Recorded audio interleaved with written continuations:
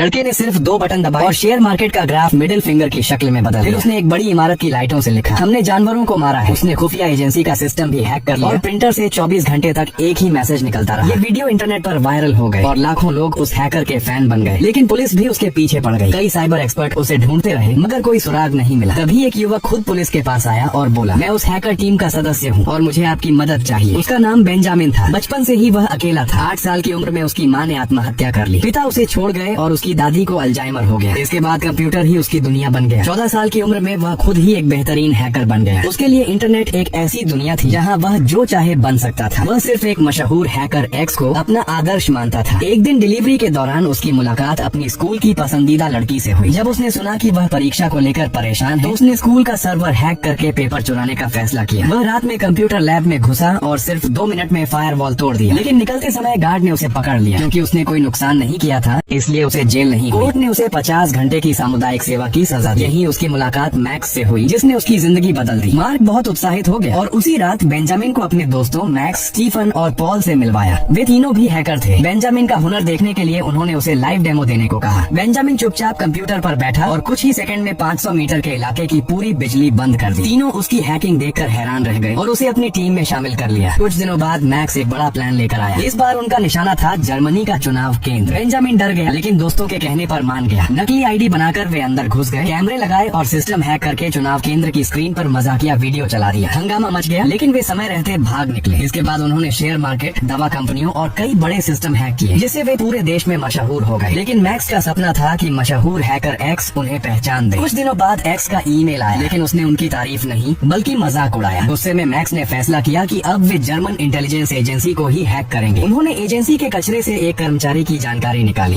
उसे बिल्ली की तस्वीरों वाला फिशिंग ईमेल भेजा और उसका अकाउंट हैक कर लिया। फिर नकली आईडी बनाकर रात के अंधेरे में एजेंसी के अंदर घुस गए। सबने अपना अपना काम संभाल लिया। कोई अलार्म बंद कर रहा था, कोई पासवर्ड ढूंढ रहा था, जबकि बेंजामिन मुख्य सिस्टम का डेटा बदल रहा था। पूरा ऑपरेशन सिर्फ 3 मिनट में पूरा हो गया। उनके निकलते ही प्रिंटर चलने लगे और मैसेज छपने लगा कि जर्मनी की सबसे बड़ी खुफिया एजेंसी हैक हो गई है। मिशन की सफलता के बाद सभी जश्न मनाने बाहर पहुंचे। बेंजामिन बहुत खुश था। पहली बार उसे लगा कि उसके पास दोस्त, मकसद और प्यार सब कुछ है। लेकिन वॉशरूम से लौटते ही उसने देखा कि मैक्स उसकी पसंदीदा लड़की के साथ था। उसका दिल टूट गया। गुस्से में वह घर चला गया। मैक्स भी उसके पीछे आया और दोनों में जोरदार बहस हो गई। मैक्स ने कहा, हमारे बिना तुम कुछ भी नहीं हो। यह बात बेंजामिन को अंदर तक चुभ गई। खुद को साबित करने के लिए उसने खुफिया एजेंसी से चुराई हुई गुप्त फाइलें हैकर एक्स को भेज। लेकिन उसे नहीं पता था कि उन फाइलों में एजेंसी के गुप्त एजेंटों की जानकारी थी। एक्स ने वे फाइलें माफिया को बेच दी और अगले ही दिन कई गुप्त एजेंट मारे गए। अब पुलिस बेंजामिन और उसकी टीम के पीछे पड़ गई। अपना नाम साफ करने के लिए उन्होंने एक्स तक पहुंचने की योजना बनाई। उन्हें नया मिशन मिला, यूरोपोल के सिस्टम में घुसना। लेकिन वहाँ की सुरक्षा बहुत कड़ी थी। तभी बेंजामिन को एक छात्र का विजिटर पास मिला और उसके दिमाग में नया प्लान आया। वह चुपके से अंदर गया और टेबल के नीचे एक छोटा ट्रांसमीटर लगा दिया। इससे उसने पूरा लोकल नेटवर्क हैक कर लिया और यूरोपोल के सर्वर में वायरस डाल दिया। एक्स उनकी तेजी देखकर हैरान हो गया और उसने बेंजामिन को अपना प्राइवेट चैनल दे दिया। बेंजामिन ने उसमें ट्रैकिंग प्रोग्राम भेजा ताकि एक्स का आईपी एड्रेस मिल जाए। लेकिन एक्स पहले ही उसकी चाल समझ चुका था। उल्टा बेंजामिन का ही कंप्यूटर हैक हो गया और उसकी तस्वीर खींच ली गई। अब एक्स के लोग उसे मारने निकल पड़े। बेंजामिन किसी तरह बच निकला लेकिन होटल लौटकर उसने देखा कि उसके तीनों दोस्त मारे जा चुके थे। टूटा हुआ बेंजामिन आत्महत्या करने ही वाला था कि तभी उसकी पसंदीदा लड़की उसके पास आई। उसने अपने प्यार का इजहार किया और उसके साथ कोपेनहेगन चलने को कहा। नई जिंदगी की उम्मीद लेकर बेंजामिन खुद खुफिया एजेंसी के सामने सरेंडर कर दिया। उसने कहा, मैं एक्स को पकड़वा दूंगा, बदले में मुझे नई पहचान चाहिए। उसने पूरी कहानी महिला अधिकारी को बता दी। हालांकि उसे उसकी बातों पर पूरा भरोसा नहीं था। फिर भी एक्स को पकड़ने के लिए उसने बेंजामिन को एक मौका देने का फैसला किया। इसके बाद बेंजामिन ने अपनी हैकिंग स्किल का इस्तेमाल करके खुद को एक्स बताना शुरू कर दिया। उसने एक गुप्त चैट रूम बनाया